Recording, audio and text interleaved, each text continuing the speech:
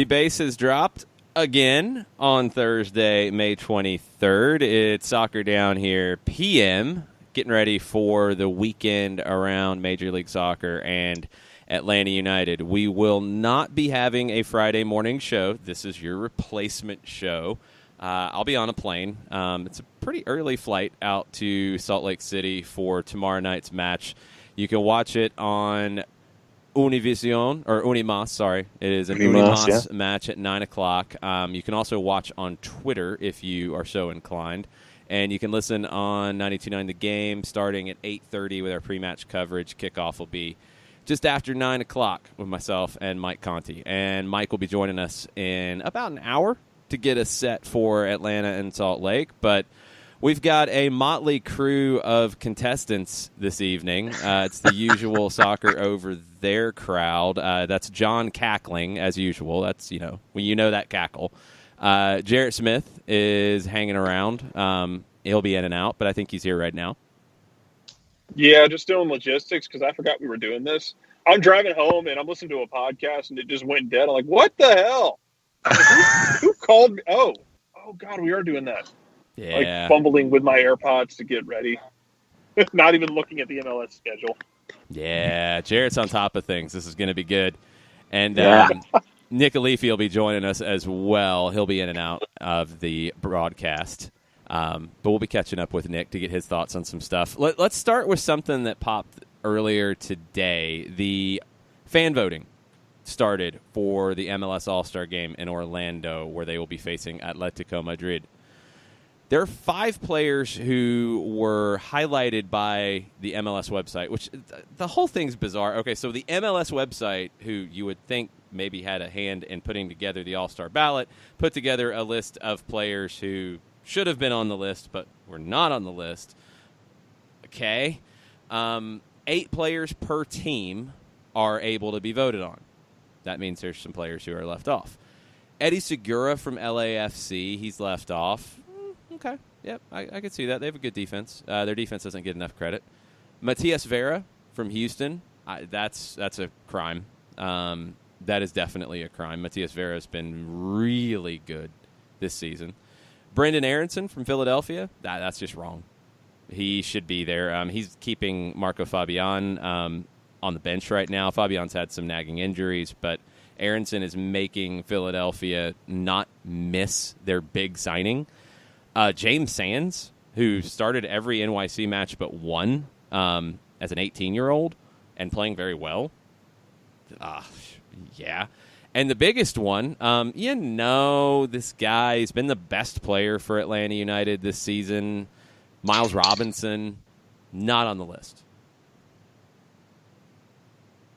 What in the blue hell is that? He was not one of the 8 players on the list. Correct. Parky and LGP were. Yeah, Parky was. LGP was. It was. Barco, LGP, Gressel, Gazan, Joseph Martinez, Pity Martinez, Darlington Nagby, Michael Parkhurst. No Miles Robinson. Well, who you taking off? Miles Robinson and E.T. Martinez existing is not that bad is not as bad of a crime as you might think it is, but don't tell Twitter that. Yeah, now that's a whole nother thing. That's ridiculous to me. That's low hanging fruit. That's easy to hit on, but no, it's wrong. It's not. It's not any of that. It's wrong. It's 100% wrong. I will never understand the. I don't even know what word there is for it. People's opinions about Pity Martinez. Has he been what he was at River Plate? No, he hasn't. He hasn't been that yet.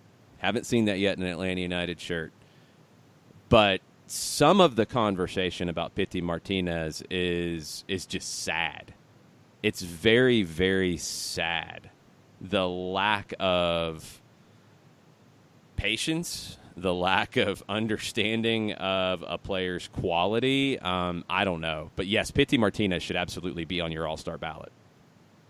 No question. Zero question. Zero. One, it's stupid to have 8 players per team. That's just dumb. and one player per position. So it's just a dumb format. Who came up with the format first off? Media members nominated this. I don't know who the media members are. Yeah. Who are the media? But then the other thing, I mean, John, you can get all outraged, but we don't know when this was done. If No. this was done in, the first week of March, Miles Robinson shouldn't be on the list because he didn't know he was going to start coming into the season. It was done first week of March, then it needs to be changed in that sense, because if you're electing all-stars for an individual season, you have the same problem in baseball where you start all-star voting like right now, or actually before now, and you're picking your all-stars before you really have a sample size worth a damn. So one of two things here, like you said, if you picked him in March, then yeah, he doesn't need to be on there. But don't pick it in March then. Pick it later in the season. If that's the case, then yeah, it makes zero sense why he's not on there, man. I'll give baseball an out because of the tradition of the actual paper ballot at the ballpark and punching through the card and then dropping it in the box and all of that.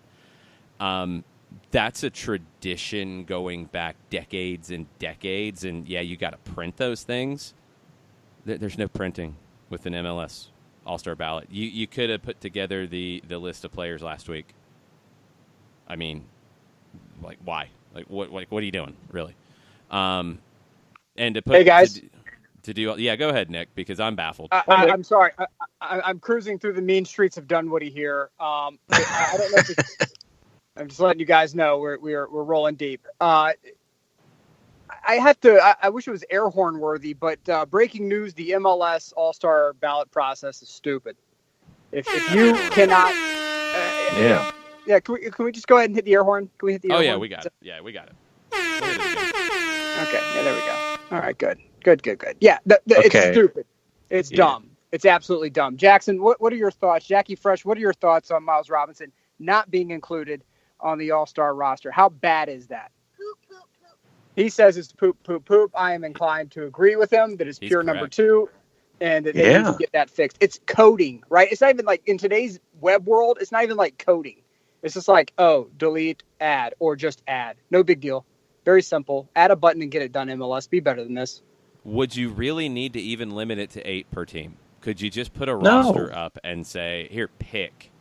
Yeah.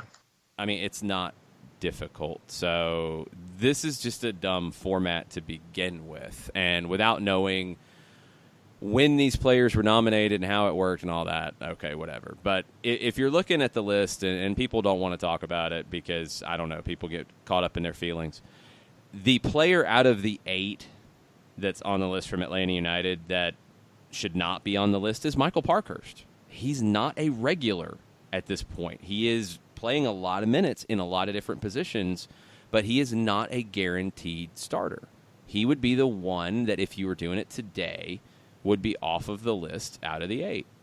That would be the case, and that's okay.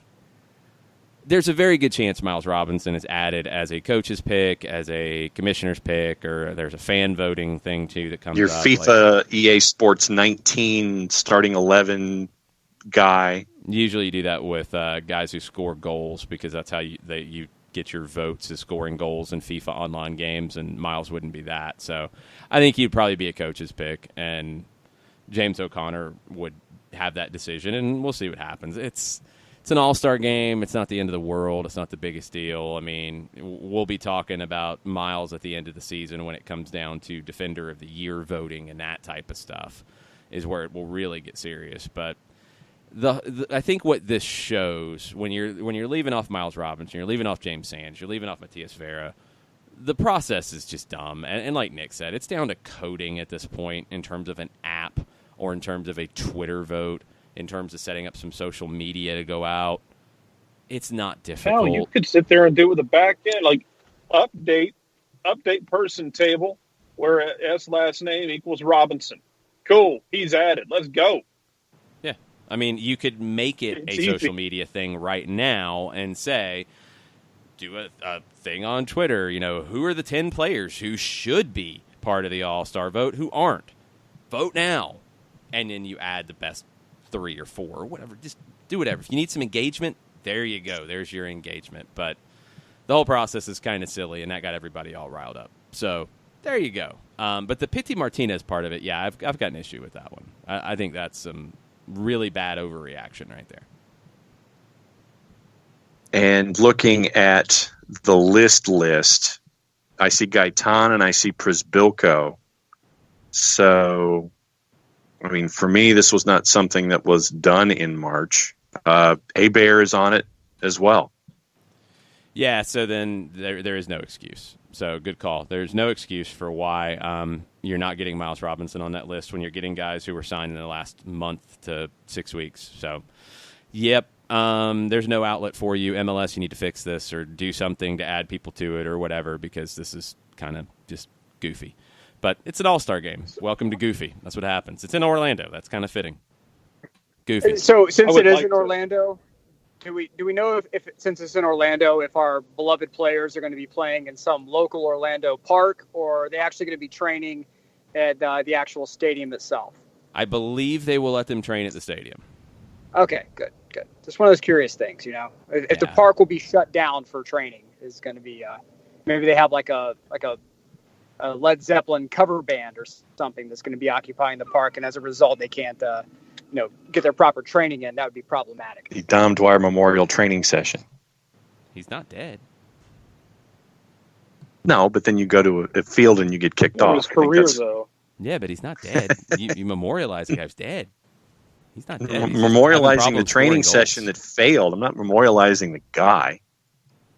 All right. Dom Dwyer Memorial Training. Yeah. I would like to use this time, though, to parlay this into, you mentioned James Sands, yes, and to give kind of a mea culpa here that, man, I thought Dome Torrent was going to be one of the first guys fired this year, and he's figured it out. So, man, props to Dome. Props to New York City for figuring stuff out. Because, man, into last season, into the playoffs, it didn't look good.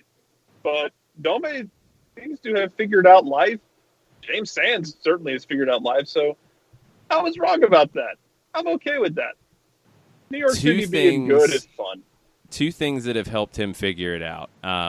Getting a forward, which they hadn't had since David Villa said, yeah, I'm out of here because you guys don't want to sign me to a new deal.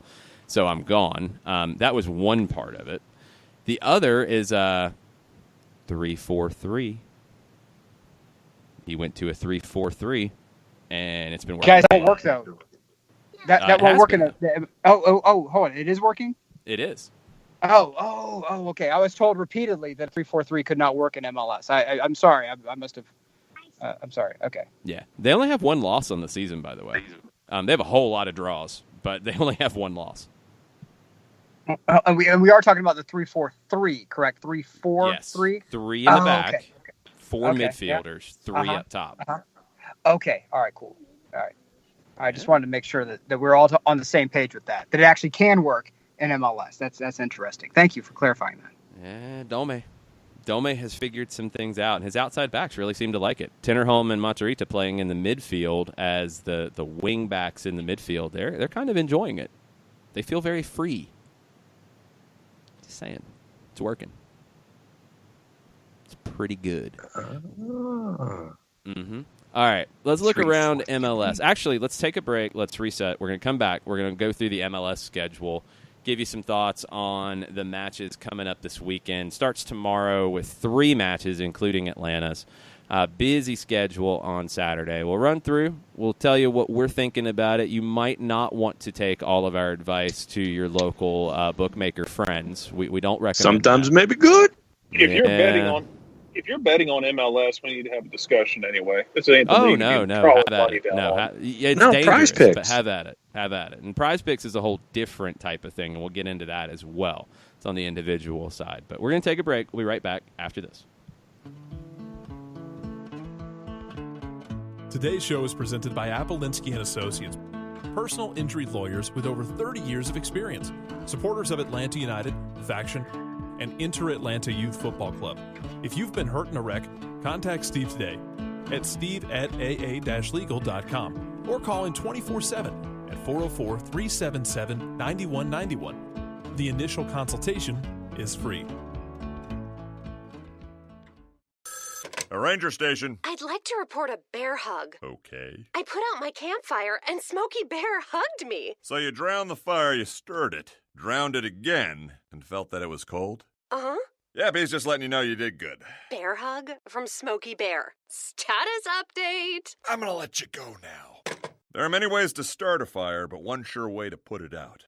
Learn how you can do your part at SmokeyBear.com. Sponsored by the U.S. Forest Service Ad Council and your state forester. We know that every driver is different, and a one-size policy does not fit all. That's why Country Financial offers a variety of discounts, so you get the coverage you need and the savings you deserve. From good driver to good student, multi-policy to multi-car, we've got a discount to suit every driver. Call Jason Wright at 678-568-6871 today to see what you could save. On Facebook at Jason Wright Agency or by phone at 678-568-6871. Discounts vary by state. Policies issued by Country Mutual Insurance Company, Country Preferred Insurance Company, or Country Casualty Insurance Company, Bloomington, Illinois. Every hiring manager knows that a company is only as good as the people it's made from. So where do you find the best people? That may surprise you.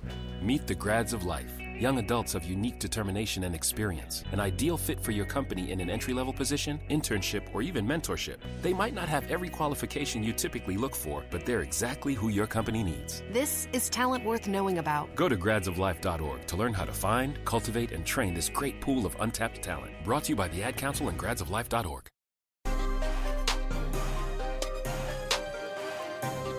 Welcome back. Soccer Down Here PM, Thursday night edition, getting you set for the weekend that is upcoming. 3 games on Friday night, including Atlanta's. We'll talk a lot about Atlanta and Salt Lake in hour number 2, but it all starts at 7 o'clock on Unimas with Orlando City hosting the LA Galaxy. Orlando's coming off of a big win, and the LA Galaxy are coming off of a bad loss.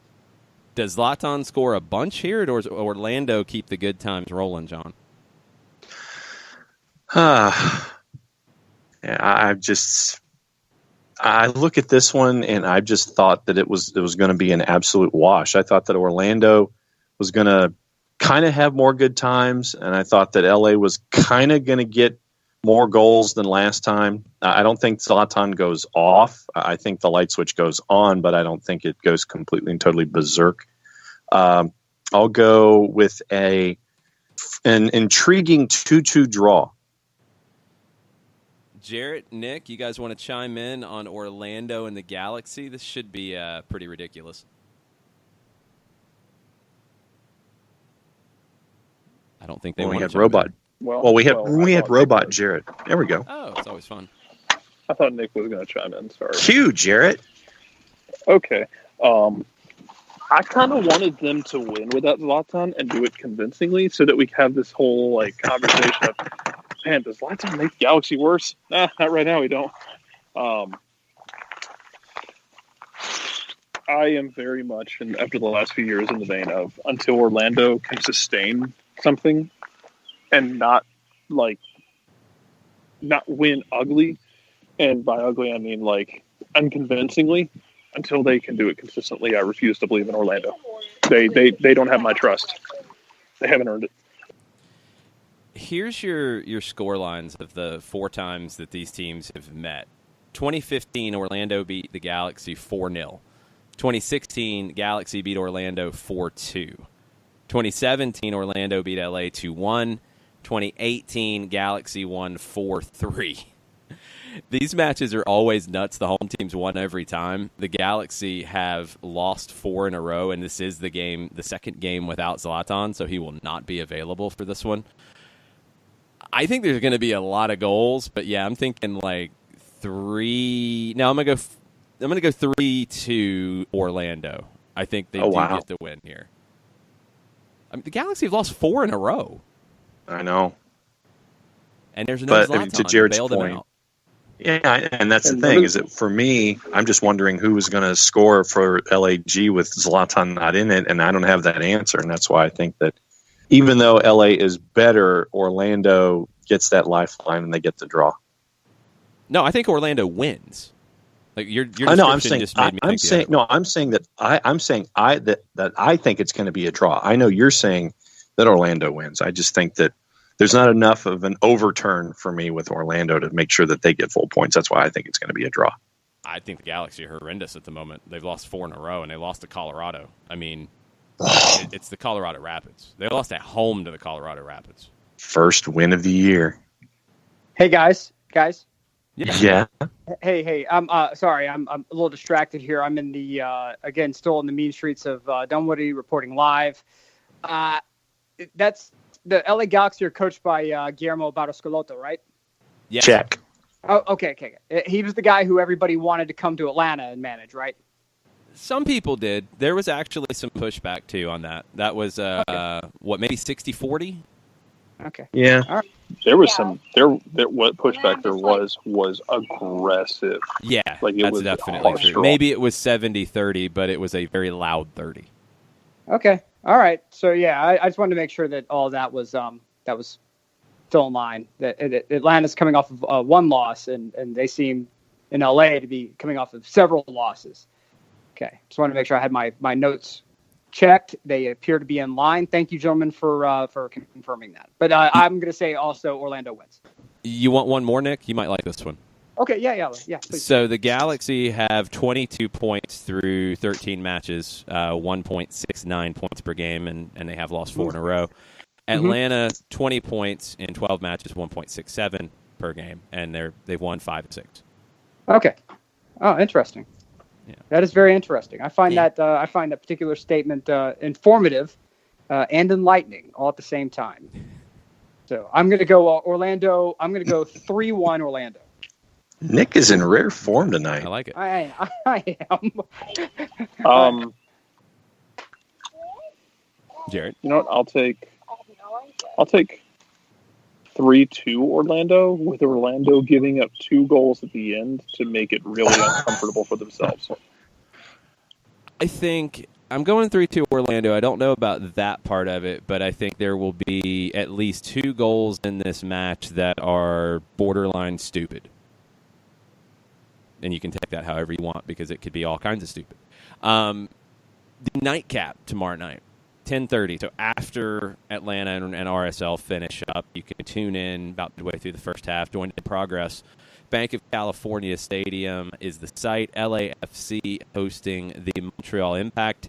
Nacho Piatti has returned for the Impact. I don't know if he's returned for 90 minutes in LA on this one. I would assume probably not. Montreal's 4-4-2 on the road this year. That's one of the better road records. They've played a lot of road games, but that's one of the better road records out there. LAFC is 6-0-1 at home, and they have 32 goals in 14 matches. Thoughts, Jarrett? You want to kick this one off? LAFC and Montreal?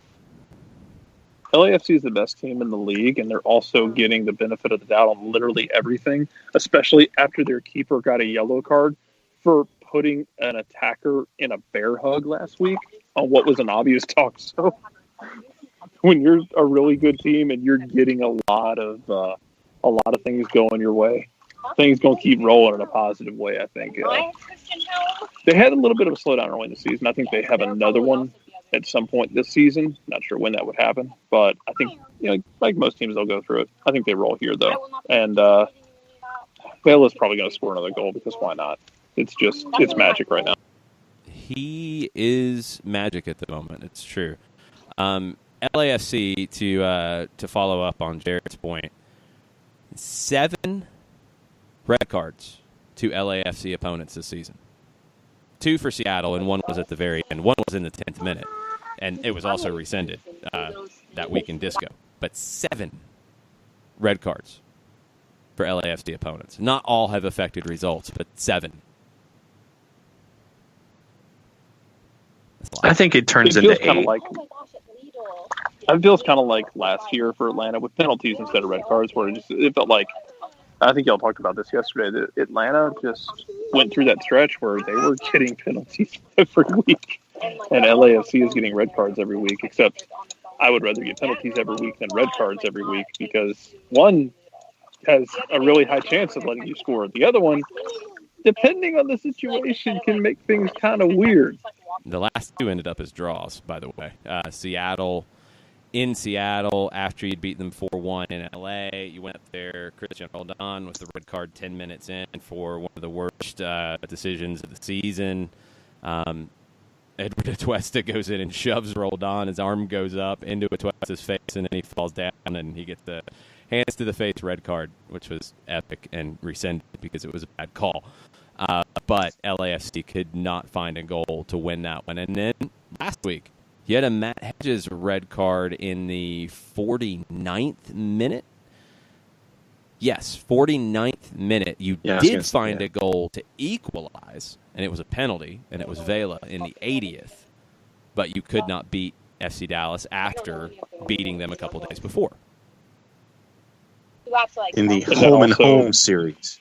Yeah, why is LAFC getting 2 home and home series as well? That's kind of weird. They had the Seattle one, and now they get the Dallas one. That's a little strange. Hello, schedule makers. That also involved them getting a penalty in that game that Jesse Gonzalez saved. That was very much a ball don't lie situation, where defender makes a really nice play, gets the ball, and I forget who. I don't think it was Vela. I think it may have been Christian Ramirez. Rolls over the guy's leg, and Vela steps up and Gonzalez saves it. And I didn't like the call at the time. It was very much ball don't lie to me. Look, LAFC is really good. Montreal, I think they are, and they don't need help. No, they don't, and it will balance out. I think this one specifically with Montreal coming to town, the Impact are going to sit. They're going to defend. They're going to make life difficult for LA, but I do think LA eventually breaks them down, and it's a narrow 1-0 win for me. Okay. I was thinking it was going to be a little more toward the LAFC average, and I was going to go 3-1 with Piatti getting one. You have no respect for the Impact, sir. Correct. I remember Remy Gard at Aston Villa. Why do you not respect the Impact? They are in third place. They are 4-4-2 on the road. Remy Gard did a really good job last year when you took into account the fact that his defense literally died. Both Canadian teams east of the Mississippi last year, were literally playing with 0 defenders for part of that season. Montreal signed a defender in the offseason, did his Achilles in before the season even started. They signed another defender. He got hurt a couple weeks later. They signed another defender. I think he got hurt. And they were playing outside backs as center backs and trying to piece it all together. Defensively, they're a good team. They had the outlier against Kansas City where Sporting had their game of the season, scored 7. Outside of that, you've given up 12 goals in 13 games. And I think they go in and sit and defend. I don't think there's any way they give up 3. I really don't. No, I'm looking at more of what we see LAFC do in front of the 32-52 than what Montreal is capable of defensively. I just think that they're a juggernaut at home and they're going to get their number. I think that Montreal is worthy of their position because of their defense. I just think that right now the bank is a hell of a place to play right now, and then LAFC feeds off of that. It is. There's also a scoreless draw with Chicago mixed in recently too. So we'll see. I think it'll be tighter than that, but I do think LAFC gets the win here in this one. I think they're the better team, and I don't think Montreal can hold out all day long. Let's get into Saturday's action, and we mentioned Chicago. They are on Univision at 3:30 from Bridgeview, Illinois, hosting NYCFC. Jarrett's new favorite, Dome Torrent, takes the Pigeons into the Windy City. Calm down there. Nothing will replace San Jose, sir. I think NYC's easing up there a little bit. 4-1 they've got a long way to go on the season. NYCFC. It's a weird record for NYC, but they've been much better with Hebert. They're 3-1-2 on the road as well. NYC is going into people's houses and making life difficult. Chicago's good at home, 4-1-2 at home. They're 4-5-4 overall. They are better with Nico Gaitan. I think that part we can definitely all agree on. Are they better than NYCFC with Nico Gaitan? John, what do you think? Well, considering that both Nico Gaitan and Hebert are on the Fan 11 and they're eligible to be voted, they must be doing things right with those two franchises. Still shade. A bit. I think it's going to be 1-1. I think that Hebert gets one, and I think that Katai gets one. I think that the goodness of Chicago in Bridgeview and the goodness of NYCFC on the road cancel each other out. So that's why I think it's going to be 1-1. I think it's a draw. You pick more draws than anybody I've ever seen in my life. Got me 2 trophies on this show. Football. That doesn't apply. We're making decisions on how we actually feel this is going to happen, not trying to prices right our way into a trophy. Hey, why can't price a great way to get a trophy? The Price is Right is the $1 method is perfect. It's been proven time and time again. That's fine. I will. Mr. Nelson, I salute your methods. I will say that I believe that LAFC gets upset at Bank of America. I'll just throw that in. I'm doing some cooking down here as well. So I'll say that Impact Steel won, and I'll say that it's a 2-2 in Bridgeview in front of 32 fans. Might be right. And a few cats, too, it sounds like. Maybe. Could be there. The cat agrees. Yes. In cooking over there, the cat agrees. NYCFC 5 clean sheets in their last 7. I think they win this 1-0 on the road. Chicago's just a little too inconsistent for my liking. So my thing with this is I don't feel like I'm going to harken back to 2018. I feel like Atlanta did not get nearly enough credit for what they did on the road last year. Like how just insanely stupid, how good they were on the road. And that's not supposed to happen. I don't think NYC replicates that. I think they're really good on the road, and I wonder if Chicago is that kind of place right now. And Chicago's playing well, don't get me wrong. Is it going to be that kind of situation like we see in New England sometimes where guys say, hey, that stadium gets empty and it's hard to get any energy off it. You can't even feed off of the home crowd as a visitor because it's so dead. I think that Chicago takes care of this at home and they kind of keep things going. But I think NYC still looks good in it. But again, what Atlanta did last year was just absolutely stupid and outside of the norm. And it's going to be hard to do. And I think we're going to see results from a team like New York City where, hey, they played well in a loss on the road. And, hey, remember that time Atlanta just beat people on the road like it was no big deal? Nico Gaitan is listed as out for this one, by the way. He's missed the last couple. Without him, I don't think they're the same team. If they had Gaitan at home, I think they could get this done. But without him, I think NYC stifles them defensively and controls the game and finds one through Hebert. And 1-0 NYC is my pick in this one. Next one before we take a break, Vancouver. Hopefully they have a plane that did not need servicing after the match yesterday in New Jersey. They are headed home to BC Place. I'm pretty sure they got home. And they're playing FC Dallas. So Dallas did not play in the midweek. Vancouver has to deal with the 2-game week and a lot of travel and a lot of weird travel. And they go back to BC Place to host FC Dallas. FC Dallas has been stuttering. Is that a fair way to put it at this point? Stuttering, hiccuping. Yeah. I mean, they have not won in their last 5. They have 3 losses mixed in. They don't have Paxton Pomacall right now. He's away with the U20s. They don't have Edwin Cerrillo right now. He's away with the U20s. They don't have Brandon Cervania right now. He's away with the U20s. That's hurting. And they have to go to a Vancouver team that I would think would be feeling pretty good after their result last night.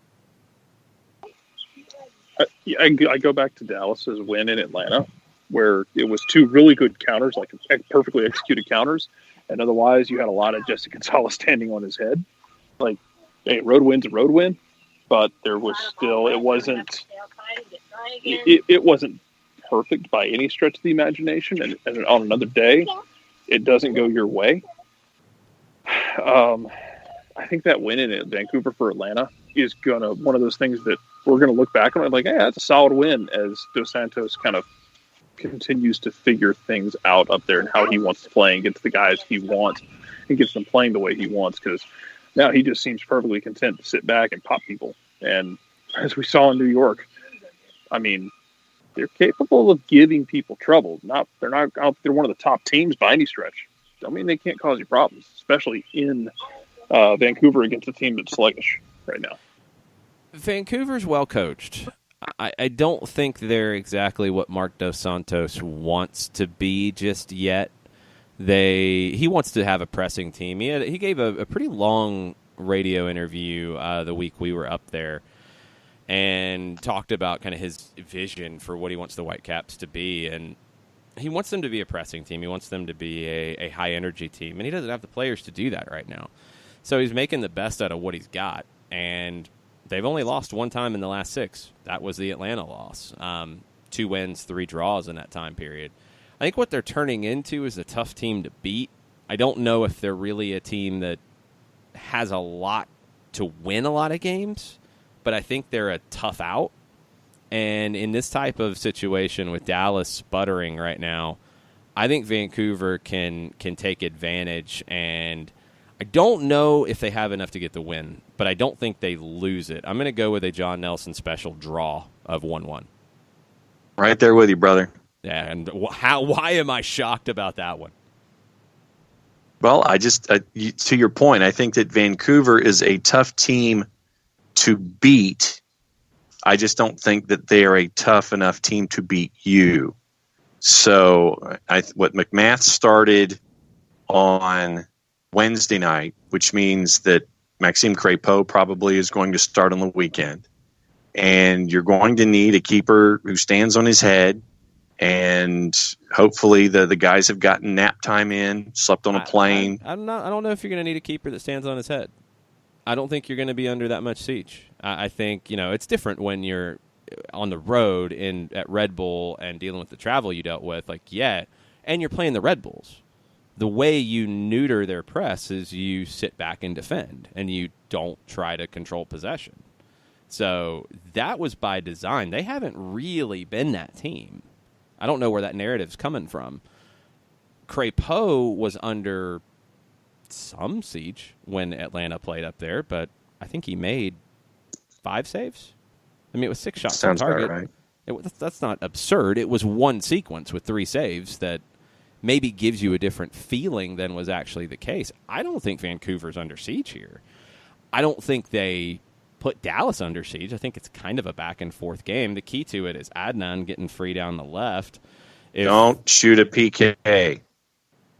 He's their best player. I mean, yeah, he had no a bad PKs allowed from Ali Adnan. He's their best player. He's way past that. He made a dumb decision, but he is their best player, and he's their danger man. And that's what's weird about it is their left back is their danger man in attack. Yeah. Give me a Felipe special with Felipe scoring a goal and then getting a red card. Vancouver hangs on and wins. Those two may or may not be related, the red card and the goal. I can't guarantee they won't be related within the same sequence. Probably. But Felipe gets one of each. You'd have to get the goal, and then Felipe studs up 2-foot celebration into somebody. Or Freddie Montero gets a red. Goal and punch. Yeah, it could work. That one is 7 o'clock at BC Place, so 4 o'clock local time.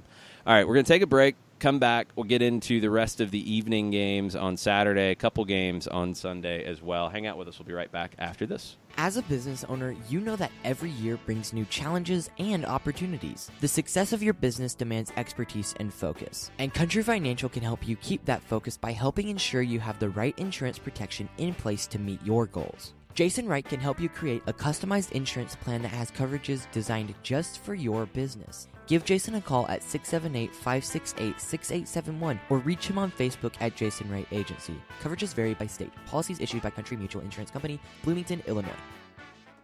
Got issues with youth or high school sports? Positive Coaching Alliance can help. PCA is a national nonprofit working to transform youth and high school sports so that every child has a positive character-building youth sports experience. PCA provides live and online workshops to train double goal coaches whose first goal is winning and whose second, more important goal is teaching life lessons through sports. PCA also has workshops for parents and high school student athletes. For more information, please visit positivecoach.org. If you've been hurt in a car wreck, contact my friend Steve Apolinsky of Apolinsky and Associates. He's been representing individuals for over 30 years throughout Georgia and Alabama. Email him at steve@aa-legal.com or call him 24/7 at 404-377-9191. The initial consultation is free.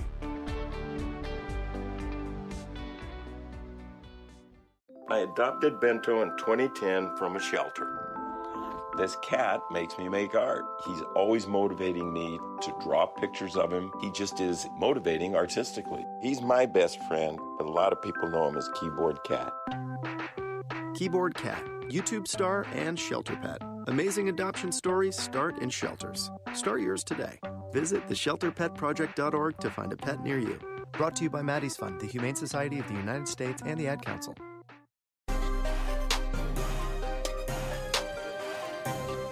Welcome back. Soccer Down Here PM, getting you set for the weekend of craziness around MLS. We'll finish up the MLS schedule here. 7:30, New England Revolution hosting DC United. John, your thoughts? I'll go new coach bump here. Just because. Okay.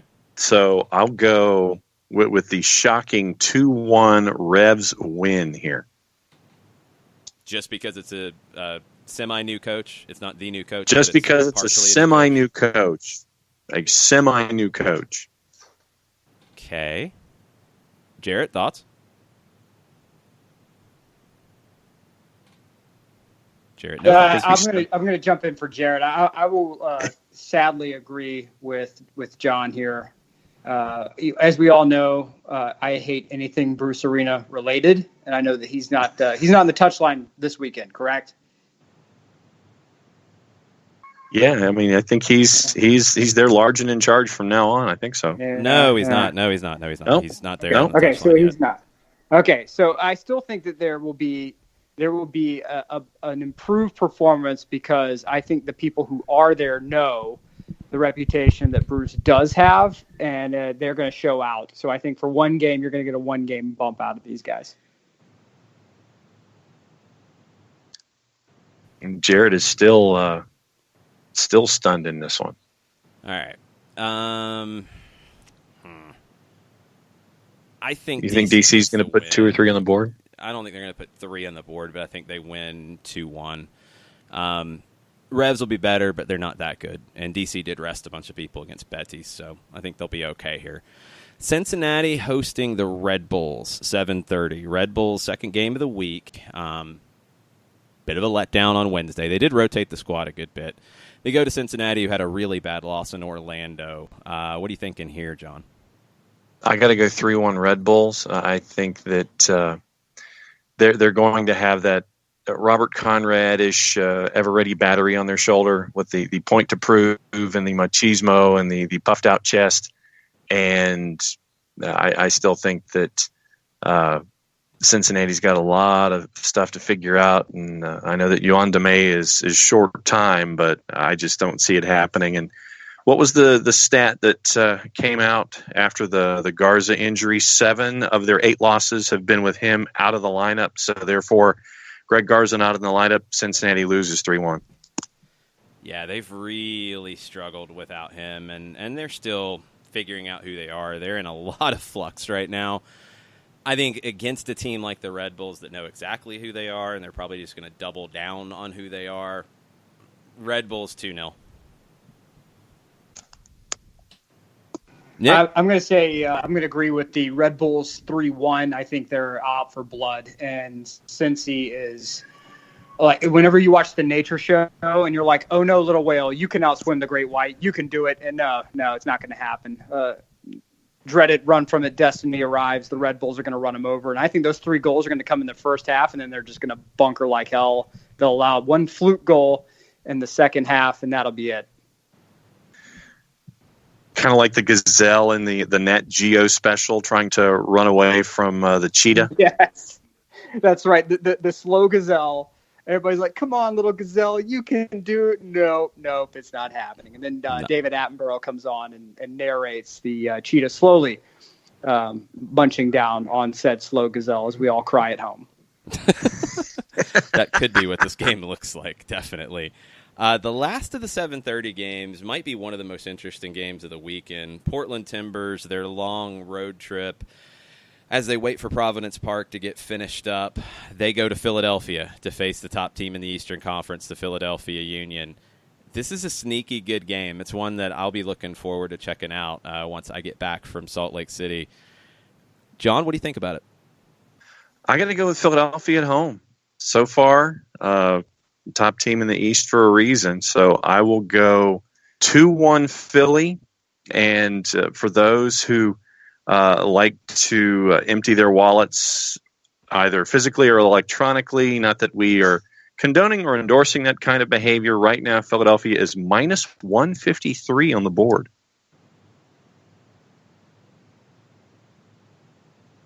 So they got that. I'm going Philly 2-0.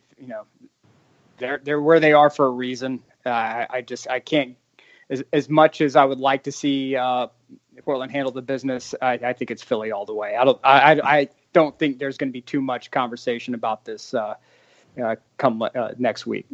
Yeah, no, Philadelphia minus one, anywhere from, get this, minus 148 to minus 165. This information is just for information only. And right now it is Philadelphia running away with it at basically minus 150. Let's see. Next one on the board is at 8 o'clock. And I like this one too. Minnesota and Houston. And for those of us who were looking at it from the opening, it was Minnesota, Nick, at minus 104. And things have kind of evened out to closer to the draw option-ish kind of a thing. But a lot of folks are looking at Minnesota getting the Duke here. What do you see? My new favorite outside of Atlanta United, my new favorite supporters group is Fist of the North Star. It's a post-apocalyptic 80s anime supporters group. Okay. For Minnesota United. In their name, I will say it's going to be a 1-0 Minnesota win. Okay. A lot of folks were thinking 2-1. Jarrett, you got your ears on? I think he's out of pocket at the moment. So okay, so he's out of pocket at the moment. So it's you and me sitting here and monopolizing the entire segment. Houston, it's 7-2-2. Minnesota 5-3-4. Houston has won 2 of their last 3, and those who are kind of looking at this one are looking at a Minnesota victory somewhere along the lines of 2-1. So that's what we're looking at with Minnesota and Houston. Colorado and Columbus.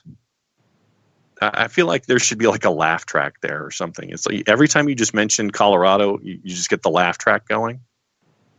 But I mean, you're kind of going, really? Colorado, though. Well, they had that report, right? They had that report where they said that they couldn't. They were trying to talk to Josh Wolf, and they couldn't afford him. Correct. You have Stan Kroenke as an owner. Yeah, exactly. You can talk to me about parity and pro-rel, and you can scream anything you want, but there's no salary cap on managers, my guy. You can go ahead, feel free, unload the pockets, get a good person in there, someone who can develop talent. And if you can't afford Josh Wolf, just go down to the YMCA, your local Denver area YMCA, find you a coach with like a C-level license and just bring them on.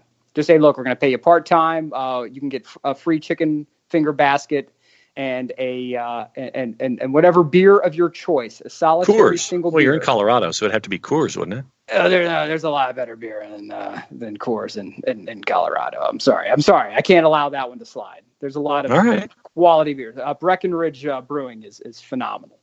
But I will have to say that if you can't afford Josh Wolf, your organization is circling the drain. And I am convinced that from time to time, because of the structure of MLS, that there will be using a Game of Thrones reference, a raven or two sent with a message from on high saying, hey, fix this immediately or we will. I think that message needs to be sent because it's such a bad look for this organization, and the fans really deserve better. They are a team that has won a title. They have historic success. It's not like they've been dead on arrival.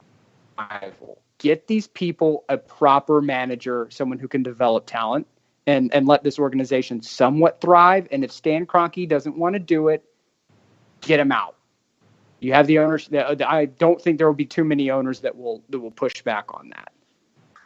Looking at current form, Colorado with that win. Hey, they've won 1 out of their last 6. Translation, they've lost 5 of their last 6.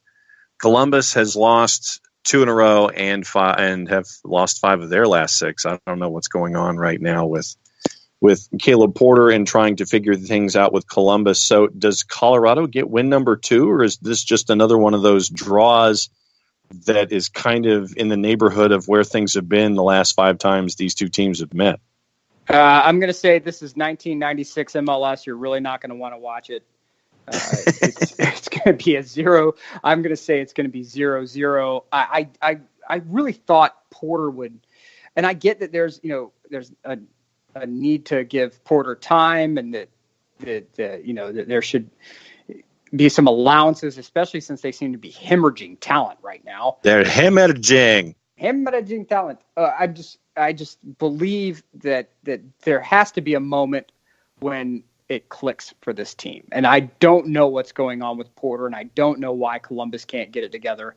But something has to give. If it's going to give, it's definitely going to go in Columbus's way. But I don't think 5 away from home. I just don't think there's any way Colorado can pull this out. I really don't. And I feel so horrible for those fans. This is the worst game of the weekend. Yes. No question. You have Columbus, who is 1-5 away from home this year. And Colorado is also 1-5 away from home. They're 0-4-2 at Dick's this year. Insert laugh track. You look at the form for these two teams. Do we have to? Yeah, you do, because I like to look at the last 6. That's usually kind of how far back I go, outside of like home and away and that type of stuff. And Columbus, red L, W over the Galaxy, red L, 1 win out of 6. Rapids, red L, W over the Galaxy. Just saying. Tell you something? Well, it tells you the Galaxy lose to some bad teams. Yeah. That's coaching. I'm sorry. You're still banging that drum, aren't you? I am. Absolutely. It's not your boy Zlatan and how he drags the team down? No. If it has anything to do with Zlatan, it has to do with the fact that sometimes really good players and really good teams go to sleep when they are not properly motivated by management.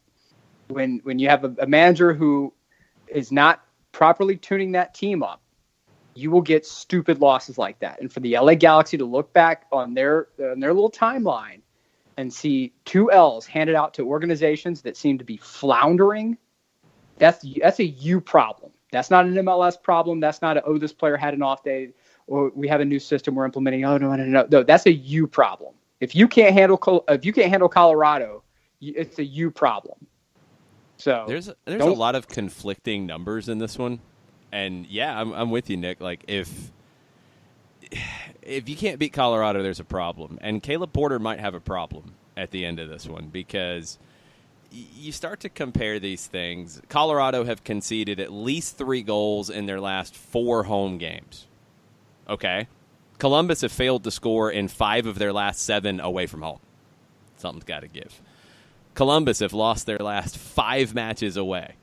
Colorado have lost their last 4 at home. Something's got to give.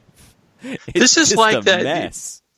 This is like the fantasy football game that you used to play, like Stratomatic, and you'd line up guys and you'd play against the guy across the table. But then what you would do when you would set up your league is that you would try to come up with the worst team that you could ever come up with.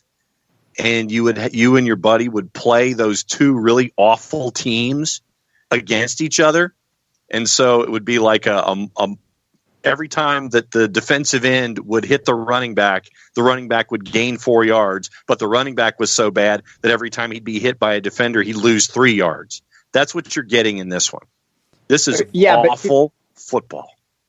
Yeah, see, the game is even worse, John. I'm going to really show my age here. In my grandparents' house, we used to have electric football. Oh, I love electric football. Yeah, who are below the age of 38.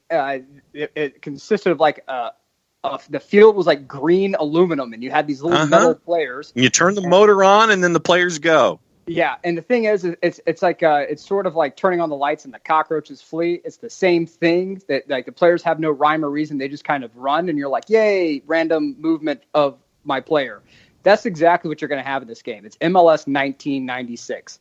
Just turn it on and watch the players go wherever they're going to go. Just don't watch it, don't record it. Pretend this game never happened. Men in Black flashy thing. Just it's going to be horrendous and evil, and it's going to set the league back 10 years. Goalless draw. Oh, no. No, I'm thinking like... So it's going to be like 5-5? I'm thinking 3-3 with 5 awful goals that do look like the electric football game. This game is the equivalent of, if you've seen the show on Food Network, Chopped. This game is the basket where you get like chorizo, bok choy, cinnamon rolls, and I don't know, like Pop Rocks. That's what this game is going to look like. And you've got to make something out of that? You got to make a dish out of that and impress somebody.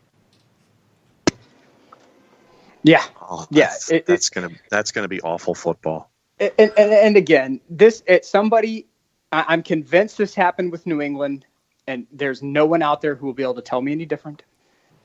I believe that someone from league office is going to call Kroenke or going to call Colorado and say, sort this out. We don't care what you have to do, sort it out. And if do we need to PayPal you a few $100,000 to get a proper manager in? They might need to. This needs to be sorted. That's actually been rumored that they might need to, because I think they're still on the hook for 2 managers. Yeah. Well, again, it's an organizational issue. Yeah, Mastroeni, you signed him to a 3-year deal after his successful 2016 year, and then you fired him before 17 was over. Hudson, you, I think, signed to a 3-year deal, and he didn't get through year 2. So, yeah, I think you're still on the hook for 2 managers. And Josh Wolf, according to reports at The Athletic, turned him down. So, yeah, forget that. I don't know which direction they're going in.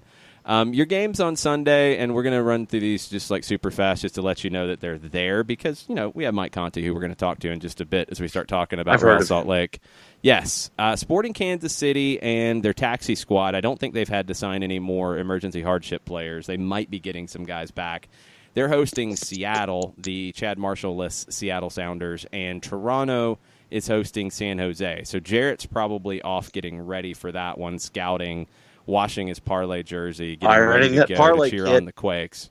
And Toronto's been really bad lately, and Sporting's been really injured. And Seattle, we'll see if they can take care of business in Kansas. And San Jose, I think San Jose can get a win in Toronto, because Toronto has been kind of just bad lately. Just really weird and bad. I don't know how they lost their mojo after the win in Orlando, and they don't really have a lot else going on outside of their 3 wins to open the season. That's been about it. But they're number 8 in the MLS power rankings, according to the editors at ahead of Atlanta United. So, don't forget that. Let's take a break, and we'll get Mike Conti on the line, and we'll start talking Real Salt Lake and Atlanta United right after this. As a business owner, you know that every year brings new challenges and opportunities. The success of your business demands expertise and focus, and Country Financial can help you keep that focus by helping ensure you have the right insurance protection in place to meet your goals. Jason Wright can help you create a customized insurance plan that has coverages designed just for your business. Give Jason a call at 678-568-6871 or reach him on Facebook at Jason Wright Agency. Coverages vary by state. Policies issued by Country Mutual Insurance Company, Bloomington, Illinois. Got issues with youth or high school sports? Positive Coaching Alliance can help. PCA is a national nonprofit working to transform youth and high school sports so that every child has a positive character-building youth sports experience. PCA provides live and online workshops to train double-goal coaches whose first goal is winning and whose second, more important goal is teaching life lessons through sports. PCA also has workshops for parents and high school student-athletes. For more information, please visit positivecoach.org. If you've been hurt in a car wreck, contact my friend Steve Apolinsky of Apolinsky and Associates. He's been representing individuals for over 30 years throughout Georgia and Alabama. Email him at steve@aa-legal.com or call him 24/7 at 404-377-9191. The initial consultation is free.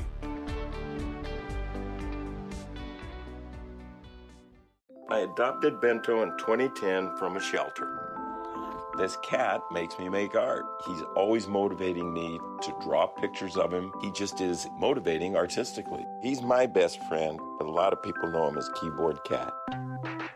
Keyboard Cat, YouTube star and shelter pet. Amazing adoption stories start in shelters. Start yours today. Visit theshelterpetproject.org to find a pet near you. Brought to you by Maddie's Fund, the Humane Society of the United States, and the Ad Council. You're listening to Soccer Down Here daily on SDH Networks, a division of OSG Sports. Find us at Soccer Down Here on Facebook and Twitter. The time is now the top of the hour. Peep, y'all.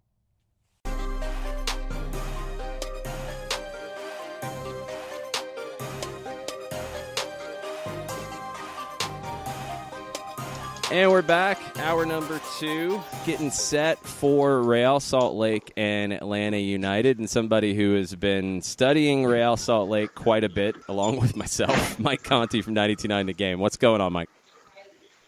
Well, let's define quite a bit. We have a long flight tomorrow, so there is still more time to cram. Well, of course. See, that's how I do right? it, too. Like, I've got to do, like, initial studying. Like, I've got to get kind of the groundwork done, and for Western Conference teams that we don't see as much, there's more for me to do. Like, I got to get kind of back up on top of them. But then, yeah, I've got to cram on for this one on a flight, and then once we get to the stadium. So, well, the thing is, like, they have been so variable on who they've played this year. I mean, it's a little bit like Red Bulls, where, you think who's kind of in that first group, but then Beckerman gets hurt. He hasn't played for a while. Joel Plata's completely out of the first group now, basically coming off the bench.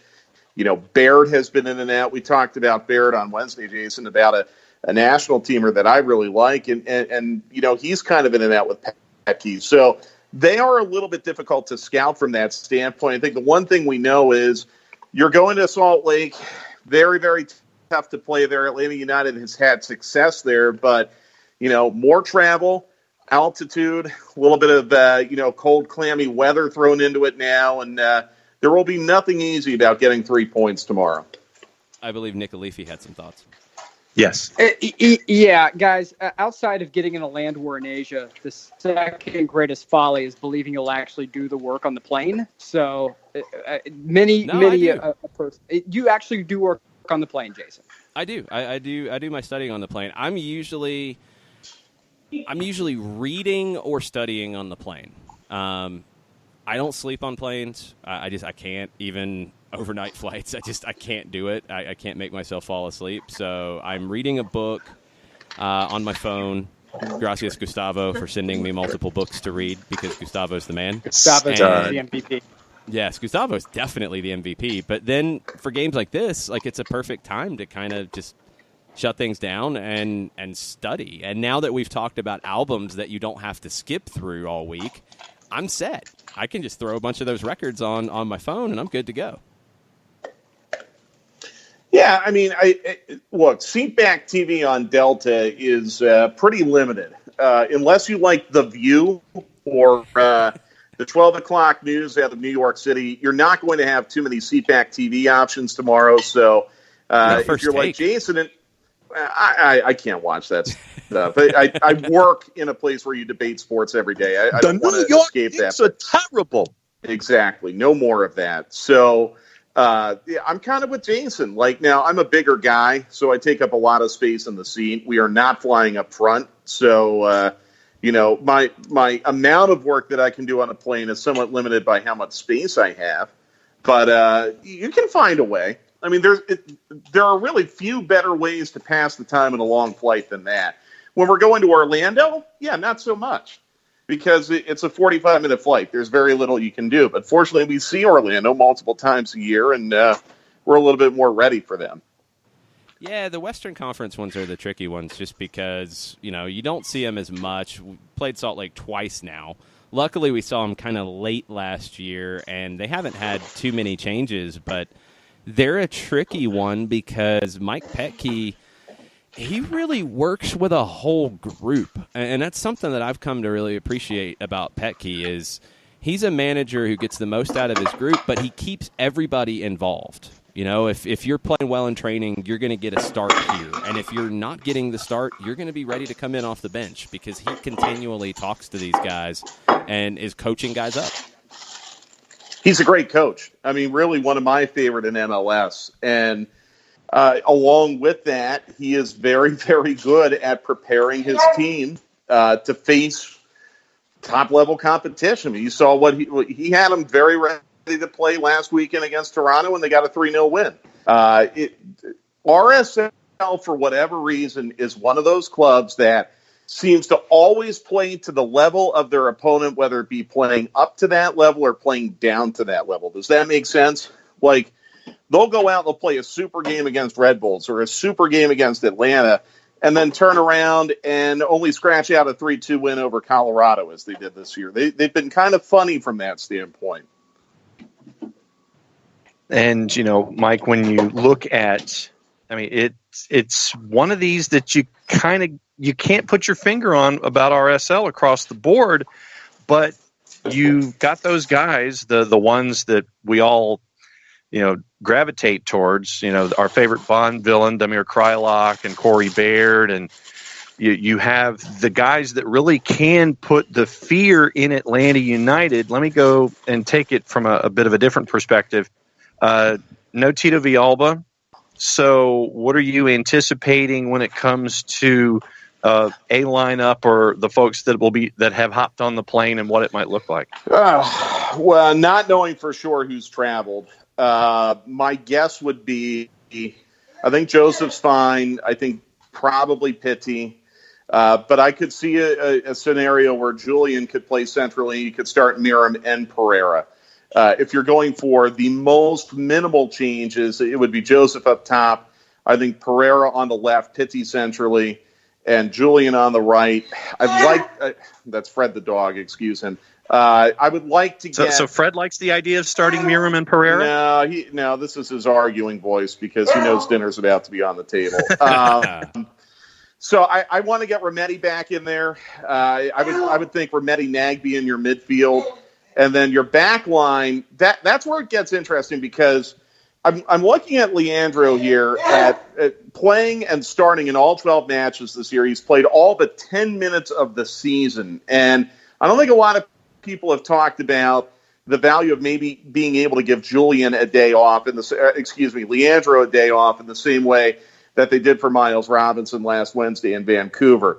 If they do that, you could play Lorenowitz as a center back. You could have Parkey on the left. You could have Parkey on the right for Escobar. I think Escobar needs a day off. The problem is I don't like completely shaking up the back line and making 2 or even 3 changes back there if you can avoid it. But I think it's something you have to think about because you're right back to work again on Wednesday. You're traveling on Saturday. That's a lost day. You can't do any training. You're back to work probably on Sunday, and you've got another game on Wednesday.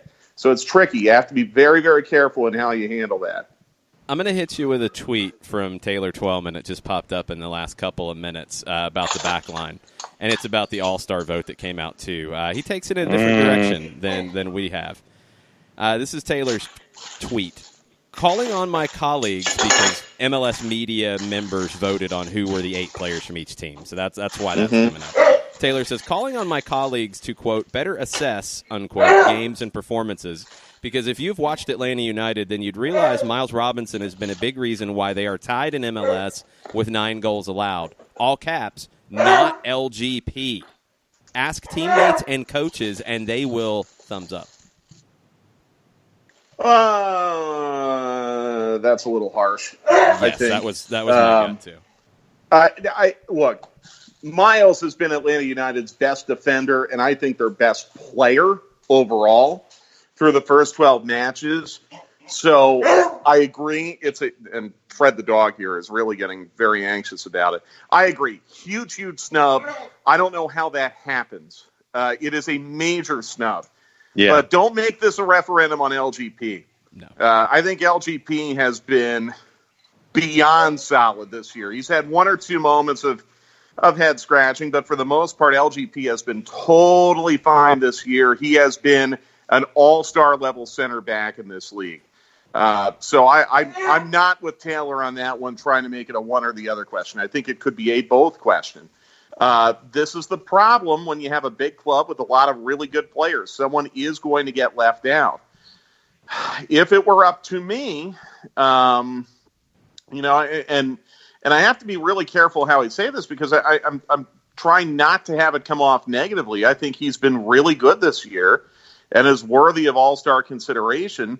But to me, take Michael Parkhurst out and maybe put Miles Robinson in. And it's nothing against Michael. It's nothing against him at all. In fact, if anything, he has shown a level of versatility this year that we have not seen with him before. That's been really, really cool to watch, and he's been really, really effective, and it's fun to see him do that. But who has been more vital to this back line that has given up 9 goals this season, which is the tied for the least in MLS? I think it's LGP. I really, really do. Yeah, totally with you there, too. Nick, next question.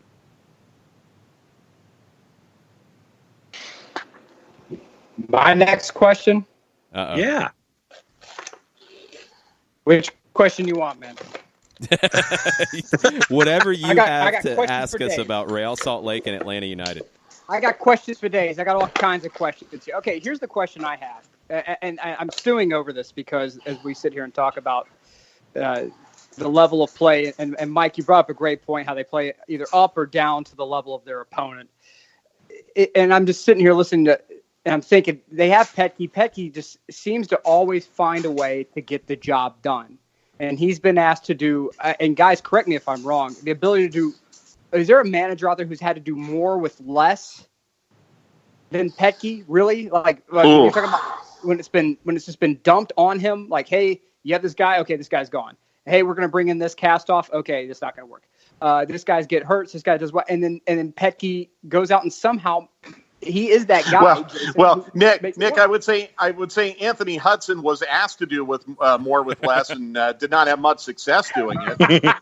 Petke is a successful version of Anthony Hudson, right? I mean, I think you're spot on. I mean, Real Salt Lake is not thought to be one of the big spendy clubs in this league. I mean, I think they do pretty well. They've got a great academy program.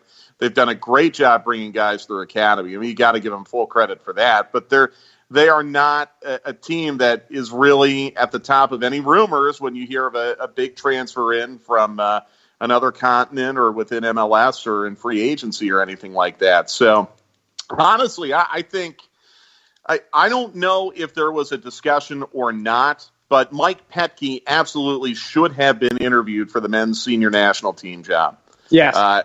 It absolutely should have been interviewed for that, for the reason that Nick just outlined, that this is someone, I think he's just a great overall coach, not necessarily from a tactical standpoint, not necessarily from a psychological standpoint. He's just a guy who knows how to coach and get the most out of his talent. And I think it would have been a gross oversight if the Federation did not at least have a conversation with him. It's not to say that Greg Berhalter was the wrong choice, but if Peter Vermes and Mike Petke were not at least spoken to multiple times, I think that's an oversight. So that sets up a really fun tactical matchup tomorrow, and it's kind of in the same way that we could have had a fun tactical matchup on Sunday in New Jersey before the red card. And by the way, Atlanta United looked like a better team before the red card. They were handling the press well. They were creating opportunities. They limited Red Bulls to that one shot off the crossbar extremely early when they were still trying to settle into the match. And I think Frank, to his credit, has done a pretty good job matching these tactical kind of chess matches that have evolved in recent weeks, facing some of the more well-known managers in this league. And I think it's going to be fun to see this play out tomorrow from that tactical standpoint. Who's going to show their cards first? Who's going to react the best? It's going to be fascinating to see. I mean, Tata Martino got 2 wins against Mike Petke, and they were 2 relatively easy wins. Is anything going to change tomorrow? We'll find out. You linked a bunch of things there that I want to touch on real quick before we get back into this matchup. I think Mike Petke is Peter Vermees at the beginning of his career. I think the similarities between the two are they're so much alike. They're both fiery. They're both, very intense. I think Petke is still kind of learning how to transition from having that player's mentality to being separate from the group, and he's still getting there. But Chris Armas is kind of along those lines, too, in that Armas gets a lot out of a group of players that maybe another manager might not. I think Petke gets the most out of the group that he has, and this time around would have been too early for him because I think he still has a lot of growing to do as a manager. But after Berhalter's time, I think Mike Petke might be your next U.S. men's national team manager. No, I would love to see it. I would love to see the press conferences at the 2026 World Cup if he is the manager. You'd love to play for him, too. Like, he's a guy that you want to run through a wall for. I mean, I want to run through a wall sometimes after games when I hear him talk because he gets you going so much. One thing he has done, and his teams have been a little bit of a chameleon, I think, as he's still kind of figuring out what his way of playing is going to be. His teams can evolve, but one thing that's pretty consistent is the wingers and how they cut inside and they go to goal. He wants guys out wide who are goal threats, and you've got 2 in this one in Bofo Salcedo and Jefferson Savarino. 2 very good wingers who can score goals and create. And how does Atlanta handle that? Because we haven't seen wingers like this on both sides that have been a handful maybe all season or maybe since the Monterrey series. You're probably right. And then on top of it, you're not going to have your usual left winger in Tito Villalba yourself. So this is going to create probably a pretty speedy running lane down Salt Lake's right flank, Atlanta's left flank with Dion Pereira, if he gets the start. Would be very fascinating to see. I think Atlanta United can handle it, but by putting it in that way, now I'm a little less sure about making this the day where you get Franco Escobar a night off. Just because I think you would probably need his speed in dealing with that. But do we need to, is it time for us to sit here and say, you know what, maybe it's time to give Julian a night off? It absolutely could be. But you tried that in Vancouver. You brought him on after 60 minutes, and, maybe that was his moment. That was his turn. Julian, I think, has shown some signs of fatigue. I think he looked like he was out of gas at the end of the New York match. I thought he was, frankly, kind of out of it in Vancouver. In the 30 minutes where he came in with fresh legs and didn't really do a whole lot. So that's viable, but then the problem is if you're giving Julian a day off, then up top you're going with Pereira and Miram, and I'm just not sure you want to go there either on the road. Now, Miram has experience. I mean, he's got a ton of experience, but what do you feel more comfortable with? With Pitti in that central role, it feels like he's got a little bit of a chemistry going with Julian. Do you want to kind of erase that now and put him out there with Dion and with Miram, where maybe that bond, that chemistry hasn't quite been forged yet? Nick, how many more questions do you have? You're on a roll. I was going to defer.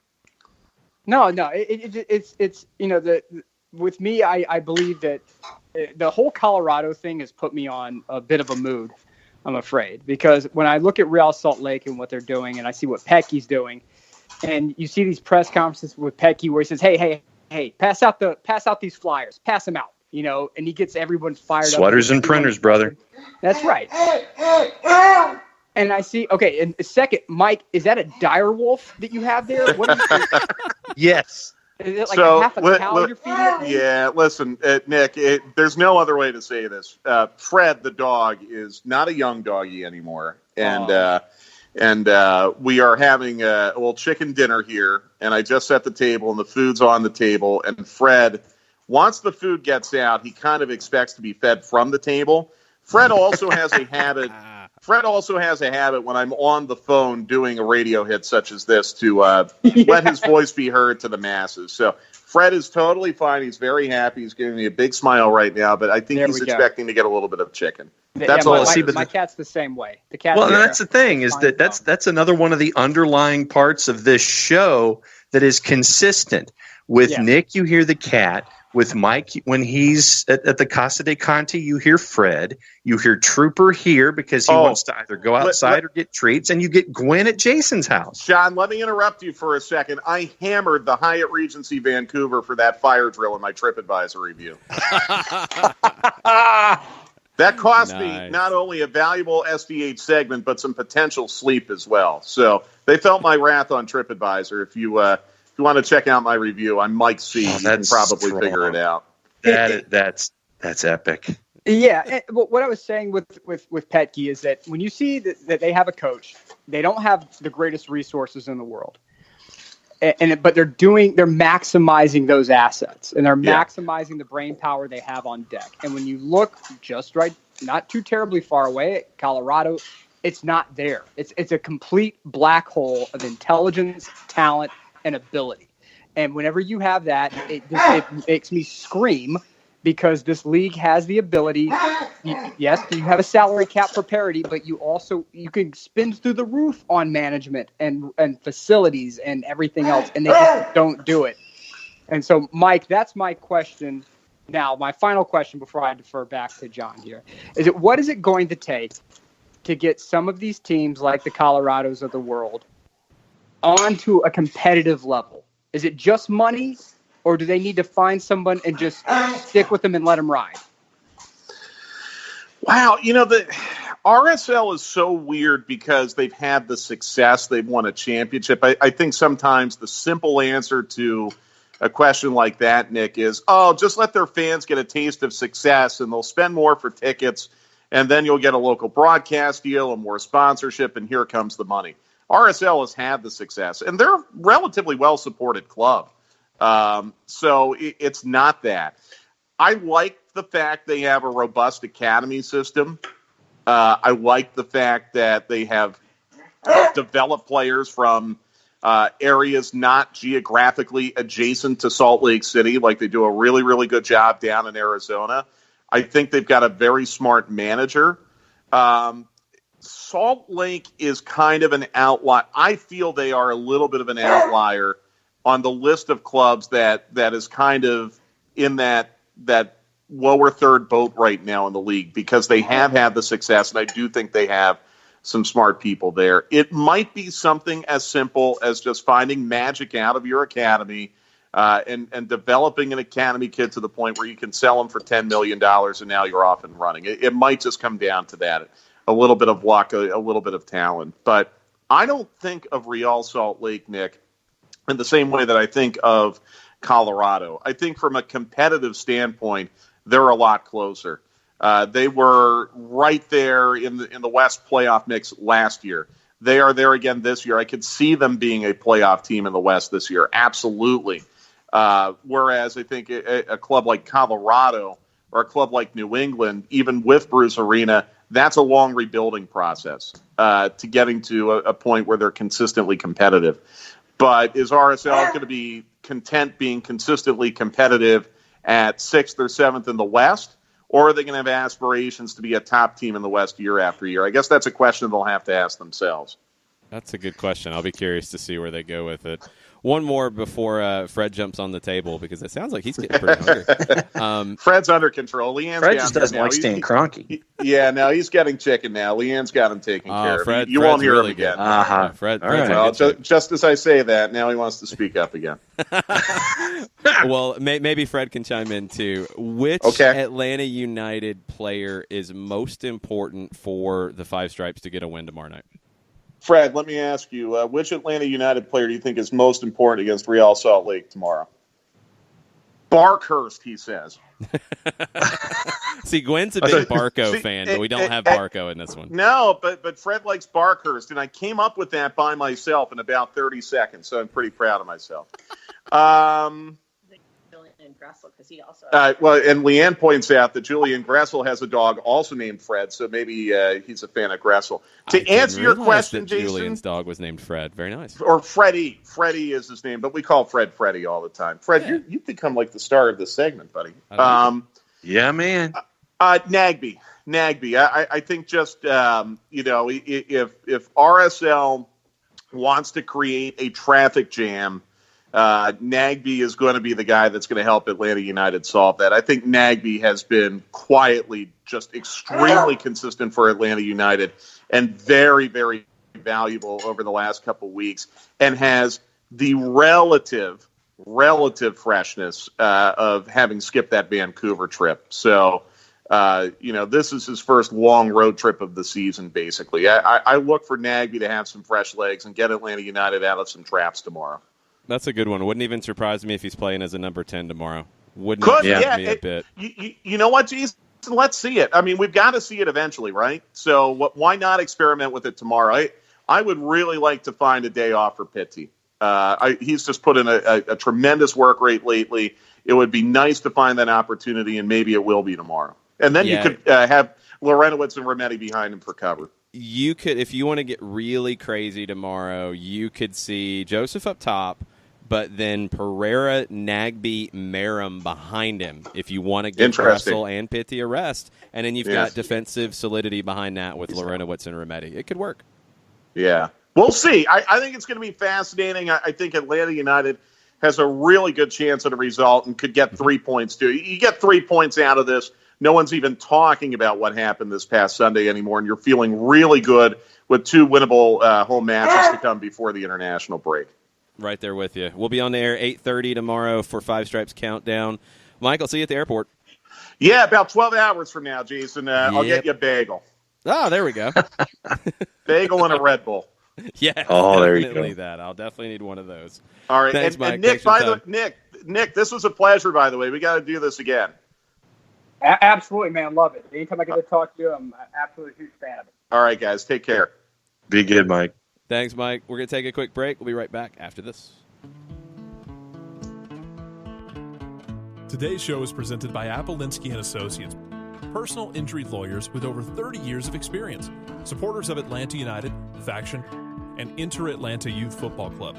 If you've been hurt in a wreck, contact Steve today at steve@aa-legal.com or call in 24/7 at 404-377-9191. The initial consultation is free. A ranger station. I'd like to report a bear hug. Okay. I put out my campfire and Smokey Bear hugged me. So you drowned the fire, you stirred it, drowned it again, and felt that it was cold? Uh-huh. Yep, he's just letting you know you did good. Bear hug from Smokey Bear. Status update. I'm gonna let you go now. There are many ways to start a fire, but one sure way to put it out. Learn how you can do your part at SmokeyBear.com. Sponsored by the U.S. Forest Service Ad Council and your state forester. We know that every driver is different, and a one-size policy does not fit all. That's why Country Financial offers a variety of discounts, so you get the coverage you need and the savings you deserve. From good driver to good student, multi-policy to multi-car, we've got a discount to suit every driver. Call Jason Wright at 678-568-6871 today to see what you could save. On Facebook at Jason Wright Agency or by phone at 678-568-6871. Discounts vary by state. Policies issued by Country Mutual Insurance Company, Country Preferred Insurance Company, or Country Casualty Insurance Company, Bloomington, Illinois. Every hiring manager knows that a company is only as good as the people it's made from. So where do you find the best people? That may surprise you. Meet the grads of life, Young adults of unique determination and experience, an ideal fit for your company in an entry-level position, internship, or even mentorship. They might not have every qualification you typically look for, but they're exactly who your company needs. This is talent worth knowing about. Go to gradsoflife.org to learn how to find, cultivate, and train this great pool of untapped talent. Brought to you by the Ad Council and gradsoflife.org.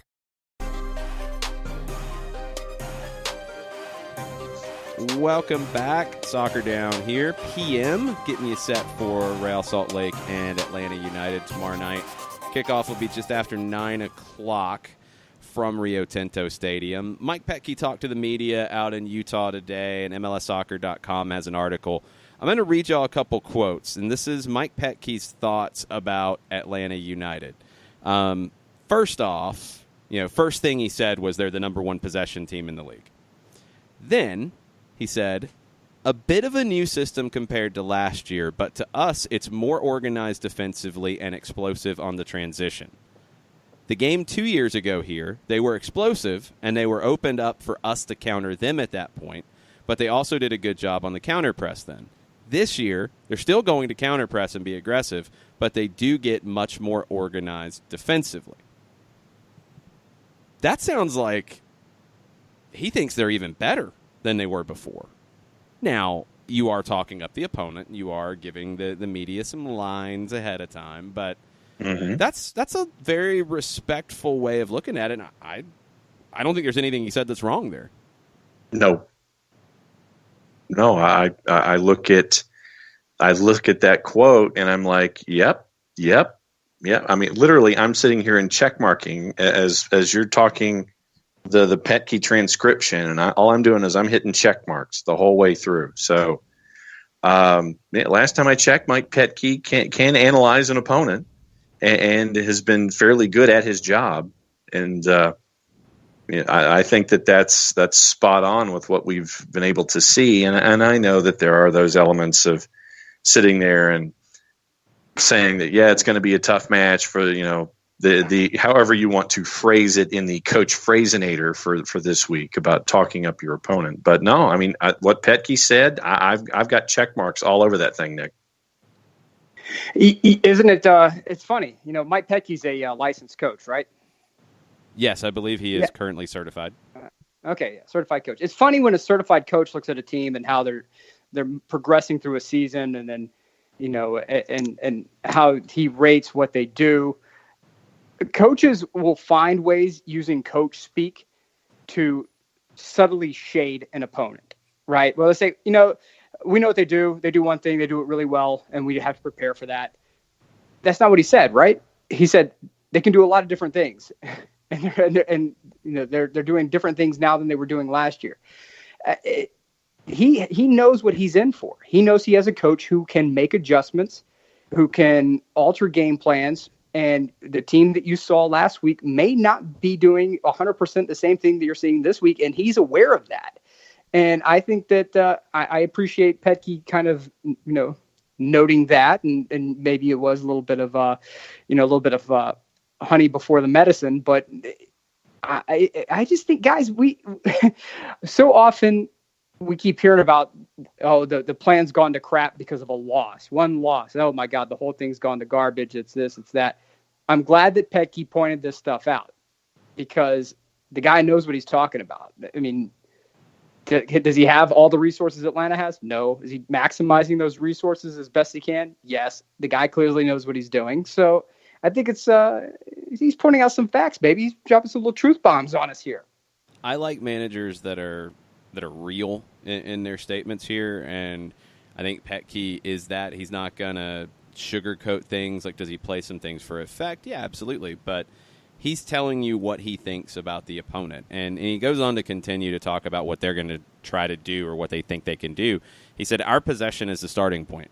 Our ability to shift them and find gaps and at times be intelligent, maybe even sitting off a little bit to allow them to come out and allow them to open up a little bit. We're talking about and figuring out how to break down a team that's going to come in and have possession and get organized defensively and make it difficult for us. They're looking at controlling the ball when they do get those opportunities on it, knowing that they're not going to have a lot of that. They want to limit the transition opportunities for Atlanta because they feel like that's where Atlanta is most dangerous. and in how they find and take their opportunities against a team like Atlanta that's organized and can also counter against you. That's, a tough opponent. And Mike Petke, I think, is giving Atlanta that respect as, look, this isn't going to be an easy one. And the players chimed in and pretty much echoed what their manager's saying. I think for them, when you look at Real Salt Lake and the way that they play and what their keys are, we talked about it with Mike, the wingers cutting inside, the wingers being threats to score, but also a player like Albert Rusnak. Albert Rusnak is one of the most underrated players in this league. He's not a huge international name. He didn't come from a huge club. He's not from one of the mega countries in the world. But he is as talented and as skilled of a player as anybody in this league, and he's in a very free role in this team. He can roam out wide. He can, when those wingers cut inside, Albert can drift out wide, take the space, kind of like you saw Pitti and Barco doing, where Barco cuts inside, comes across, Pitti would then drift out to the wing and take that opportunity. That's something that Albert Rusnak does really, really well. He's the player individually that worries me the most because he's just that good.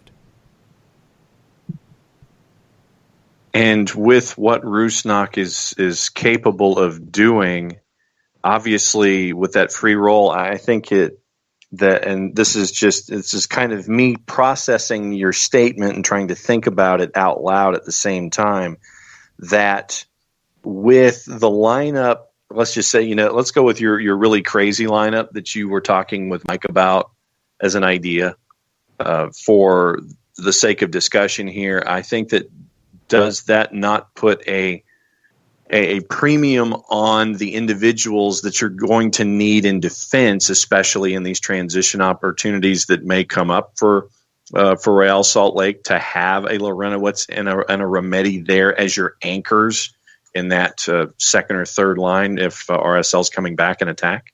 Yeah, I'm not against that at all. And what Salt Lake can do going forward makes you think that maybe you do want to go Lorenowitz and Remedi. And then Nagbe can be a 10, but Nagbe can also play out on the wing. Now, we haven't seen that in Atlanta yet, but that was a hallmark of Caleb Porter's Portland Timbers, was playing Darlington Nagbe out wide. And we have seen, and Nick, this is something that's always grabbed my attention. I don't know how much you've noticed it, is when Atlanta's kind of bogged down a little bit in possession or in the attack, it seems like Frank calls Darlington Nagbe over to the touchline and either presses the right buttons or just opens his game up and says, go take care of this for us. And it's then when Nagbe starts bombing forward and opening up the opponent.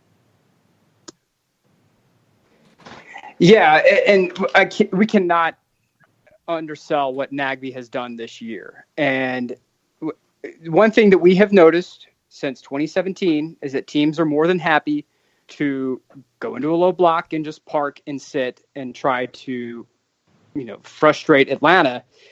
And whenever there was that the rumors started surfacing of Nagbe possibly moving on, that was my immediate concern. This is a guy who is capable of playing at a completely different level. He's engaged and involved, and he has the coach's ear. And what is he this year? He's engaged, he's involved, he has the coach's ear. And you're right, Frank pulls him over, points out a couple of things, and then next thing is sometimes dabs the brow, make sure that sweat and the little the field turf pellets are brushed away from the eyes quite lovingly, sure. and sends him back out there. And he is becoming this team's MVP. Like the guy who he can drop it back, he'll recover the ball in the back third and start moving it forward, and then he'll start bombing forward, and then before you know it, it's Nagbe. And I think this guy is the key for this game. That if Salt Lake drops back and they start trying to do these frustrating tactics, like when Frank talks about, well, one team comes to play football, the other team doesn't. Nagbe is the key, and if this team wins, if Atlanta United wins, it will be because of a stellar performance by Nagbe. So he is my absolute critical key to the game, hands down, bar none. You can bench Gressel. I'm not saying Gressel's as bad. I'm not saying that he's fallen off. I'm just saying the kid looks fatigued. And I'm thinking you can put Miram in there, and maybe you do something with Pity. I don't know. And I know that Mike talked about that chemistry that's developing between Pity and Gressel. But I just think that if we start doing stuff with Nagbe that allows him complete control of this game, put the ball at his feet and say, son, take the game over. We're going to get a win. And here comes the Duchess. She's saying big hello. Darlington Nagbe fan. Yeah, no doubt. Darlington Nagbe fan. Say hi, honey. Can you say hi to everybody? No. Charlotte, you going to say hi? No, she's not. And there's no chicken to distract her with, unfortunately. So at least Conti has that going for him. Yeah. I think the another key here, and Nagbe plays into this, is Real Salt Lake is more than likely going to be missing Kyle Beckerman. And, I mean, Beckerman has been the rock for RSL since, I think he's been the captain since 2008. You're talking about just a rock as a number 6. You've seen them play, a variety of players in the defensive midfield role. It's been a bit of a challenge to find a like-for-like replacement. Nick Beasler played a lot of center back last year. He played it in the last match. But what you want to do if you're Atlanta and if you're Darlington Nagbe and whoever else is with him from an attacking midfield perspective is you want to make Damir Kreilach have to do a lot of defensive work. You don't want him making those late runs into the box. He's that bonus attacker for RSL that is so dangerous. And when you're not occupying him defensively, he's going to score goals. He is such a unique player in this league. His size, he's ridiculously good in the air. He's dangerous on set pieces, but he covers a ton of ground, and he can be an additional central midfielder that can defend, but then he can also be almost an additional center forward who can get on the end of crosses. So for Atlanta, I think one big key here is to keep him busy and keep him back defending. And Darlington Nagbe pushing him back with his work on the ball. That's going to be a critical thing for Atlanta in this one because you don't want Kreilach getting forward and hurting you. No, you don't. And I want to see how the starting 11 looks, and I want to see what the 18 looks like for Atlanta United because I know obviously what we're doing here in this particular show is taking ideas of what could be and coming up with a couple of different identities and looks and try to give as many different ideas of what it could be when it comes to chasing after full points in Rio Tinto. But when that 11 and when that 18 is out, I want to see the combinations and permutations, and I'm looking forward to seeing what the breakdown of that's going to be. And then yes, Gwen, I am looking forward to seeing the breakdown. See, everybody else was chiming in, so Gwen was feeling left out. Yeah, I just gave Trooper a treat, so that way he's occupied for another 35 seconds. But no, I'm looking forward to seeing what the ideas that Frank has and the staff have when it comes to putting folks in places, knowing that Minnesota is around the corner, but you're in a position in Rio Tinto where you can come out with full points.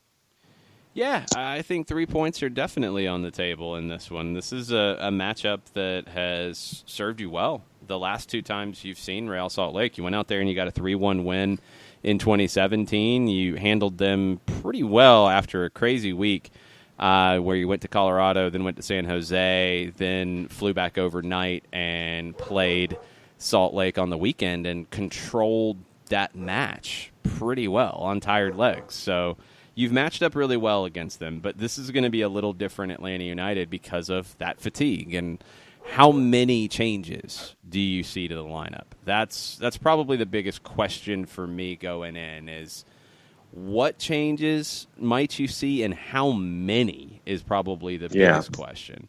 Because RSL will make you work. A couple things about them as I've dug into them that I notice about them. We talked about the wingers, but they are very comfortable playing long. They're a team that is good in possession, but they're not a team that necessarily tries to dominate possession.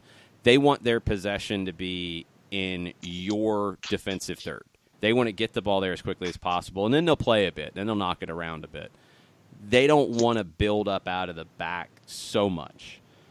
Nick Rimondo's issues building up out of the back here lately as he's gotten a little bit older, that's part of it.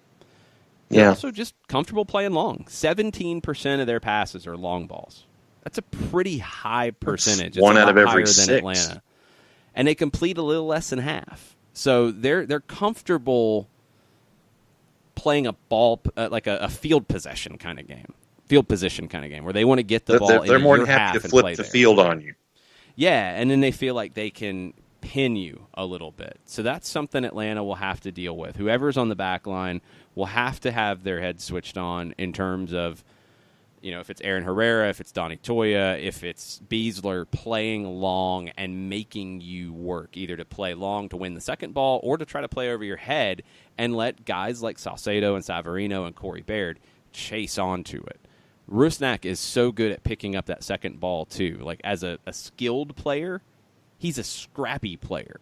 And those are the guys that drive you crazy because skilled players generally don't like to get dirty. They don't like to have to get stuck in and slide around and have one of the dirtier uniforms coming off the field. Albert Rusnak doesn't care about that.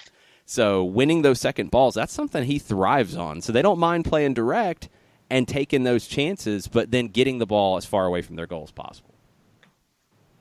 I just realized something. Yes. Aren't we having? We have to do predictions before we go, don't we? We do, and I'll have a little quick social media segment tomorrow with Doug Robertson to get his prediction. So stay tuned for that one. We'll get Doug's prediction in the mix as well, but we will give you our predictions after a break. We'll also talk some of my prize picks as well. We'll give you some predictions or at least some advice on that. Fantasy, we went through everything. Like there's not much more to do with that. Just make sure you get your lineups in unless you played Vancouver and or Red Bulls players because they're locked. That'd be me. Well, yeah, there were some good players to pick, even though it didn't really work out too well for you. And no, it did not. I'm just saying I can't control Vancouver, being good and Red Bulls being kind of impotent. I can't really control that. Anything else about RSL and Atlanta that you guys wanted to touch on before we take our final break? I'll say whoever plays alongside Nagbe is going to be critical in this game. Whether it's Rometty, whether it's Lorenowitz, I don't care who it is, but with their ability to, when they do play it long, it's going to be something that I could see a fluke goal happening because it gets misplayed on the back end. So Rometty or Lorenowitz, either one, are going to have to be absolutely on point. As much as we talk about Nagbe unlocking and eliminating that stagnation on the attacking end, in my opinion, I think that from a defensive standpoint, it's going to start right there with either Nagbe or with either Rometty or with Lorenowitz. I think if it goes south with one of those two, it's going to end up being probably a grumpy night for most Atlanta United fans. They are a team, and keep this in mind if it's tight in the first half or even tight early in the second half. Real Salt Lake has given up 10 goals in the final 30 minutes of matches. That's half of their overall total. They've given up 5 in the final 15 minutes of matches. They're a team that can lose their focus a little bit and get worn down. Young teams kind of do that sometimes. They can't keep their focus for the full 90. I feel like Atlanta is a pretty strong team mentally and can do that. So it might be a bit of wearing them down over the full match and looking for the kill shot in the final 30. RSL also 0 goals scored in the final 15 minutes of matches. So you're -5 in the last 15 minutes. That's a pretty glaring number. You don't normally see that wide of a disparity. So keep that in mind if it's tight late. That could favor Atlanta in a pretty big way. I like that idea. And that seems to fit the way Atlanta plays. So we'll see how that works out. Final break right now. We'll be back after this with some advice and some predictions.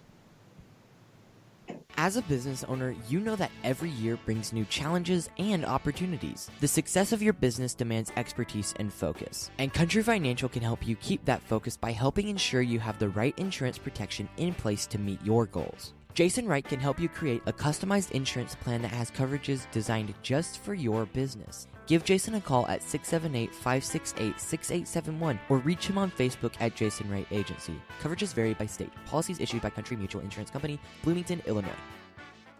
Got issues with youth or high school sports? Positive Coaching Alliance can help. PCA is a national nonprofit working to transform youth and high school sports so that every child has a positive character-building youth sports experience. PCA provides live and online workshops to train double-goal coaches whose first goal is winning and whose second, more important goal is teaching life lessons through sports. PCA also has workshops for parents and high school student athletes. For more information, please visit positivecoach.org.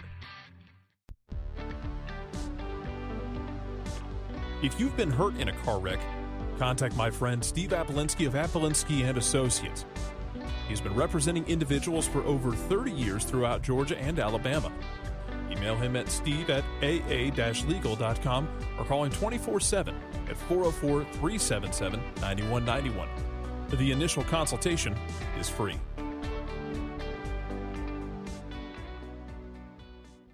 I adopted Bento in 2010 from a shelter. This cat makes me make art. He's always motivating me to draw pictures of him. He just is motivating artistically. He's my best friend, but a lot of people know him as Keyboard Cat. Keyboard Cat, YouTube star and shelter pet. Amazing adoption stories start in shelters. Start yours today. Visit theshelterpetproject.org to find a pet near you. Brought to you by Maddie's Fund, the Humane Society of the United States, and the Ad Council.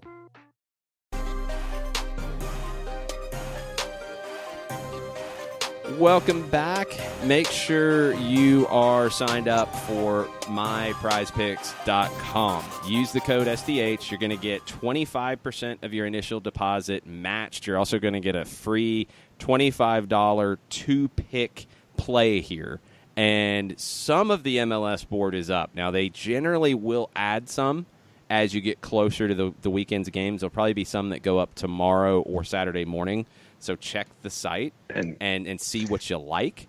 Right now, you've got games for tomorrow on the board, and you've got 8 players on the board. Nani, Tesho Akindele, Albert Rusnak, Joseph Martinez, Carlos Vela, Diego Rossi, Mark Anthony K, Safir Taider. The ones that I like, Joseph's on a 7.5. That means a goal and an assist would put him over. A goal and 3 shots would put him over. Yeah. It's possible, but that's a high one. That's a big number. Albert Rusnak's on a 4. The under. That would mean a goal would put him over. Nani's a 7. Vela's a 9. That's a really big number, but Vela's been scoring like crazy. At home. Tesho Akindele's a 5. Diego Rossi's a 5.5. Mark Anthony K's a 3.5. Safir Taider's a 3. These are all tough. The Nani one under is probably the one that grabs me the most. Tesho under. Yeah, I might go Tesho under instead. This is a really difficult one. I would probably lean to Tesho under and Rusnak over. Yeah. Because I don't know if Rusnak gets a goal, but an assist and a shot, and he's at 4. And I think that's pretty realistic for him. A goal and he's over. Those are the two that I keep coming back to. Yeah, those are interesting. Rusnak over, Akindele if Joseph under. has a good night, 7.5 is a number that he can easily go over on. I think. Wait, define a good night, though. Define me a good night. Lately, it hasn't been that. Yeah, that's why I was leaning Joseph under and other folks scoring for Atlanta United. So my top 3 in order would be Rusnak under, Tesho under, Joseph under. No, Rusnak Rusnak over. Yes. Rusnak over. Right. Rusnak over, Tesho under, Joseph under. Those would be my top 3. Rusnak over, Tesho under, and I would maybe go Taider over. Because I think Montreal could give LAFC some issues. And he's only a 3, so if he gets an assist, he matches it. 3 shots, and he does get pretty active getting forward. That's possible. A goal, he's over. Yeah. I'm kind of leaning that way. So those are the 3 that grab me, but go to myprizepicks.com, use the SDH code. You're going to get some of your deposit matched. You're going to get a free just $25 roll on 2 picks. Whoa, free. Just 25? have at it. Whoa. Make that count, and then you're rolling. You're playing with house money. So go check it out, myprizepicks.com.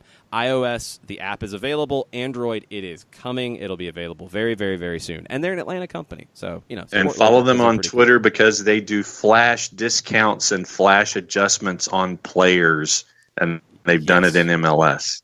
And you can mix and match. Like, you've got the NBA playoffs. You've got Major League Baseball. You've got golf. You've got the WNBA's on here. You got esports. You've got basketball stuff where they do give you different numbers in the second half. You got hockey. You got MMA. You got all kinds of stuff, and you can mix and match from sports. So myprizepicks.com, SDH code. Go check it out. We got our own predictions to give, and we got bonus prediction this week from Nick Alifi. Woo! All right. Feeling it right now. I got the Magic 8 Ball. I'm away from the kids. I'm away from the animals. Away from the... You're not on a farm. Not on a farm. We're going to have to do a show on a farm, Patrick. That's going to have to happen. I will say, I believe that this is going to be the week that Atlanta malaise will not happen. I'm going to say that it's going to be 2-1 Atlanta.